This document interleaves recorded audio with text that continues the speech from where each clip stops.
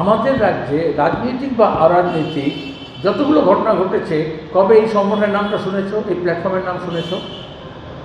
যেদিন ঘটনা ঘটলো মেডিকেল কলেজের মধ্যে, তখন থেকে এই ডাক দেওয়ার আগে পর্যন্ত কবে এই তথাকথিত সমাজের নাম শুনেছ? কোত্থেকে এলো এই ঘুরিফোর নাম? কেন ফ্লেক্স? তাহলে কাউকে আড়াল করার জন্য করা হচ্ছে। আন্দোলন তো সে সময় থেকে হচ্ছে, তাহলে কোথায় ছিল তারা? এখন বলছে যে ডাক দেয়, তাহলে প্রতিদিন আজকে 14 তারিখে রাত্রে হাজার হাজার লাখ লাখ মানুষ নামলেন সর্বত্র। কোথায় শুনেছে ছাত্র সমাজ? কোথায় শুনেছে ছাত্র সমাজ? তখন কোথায় ছিল এদের আওয়াজ? এই বিজেপির কর্মসূচির আগে পর্যন্ত এবং লাশ খোঁজার আগে পর্যন্ত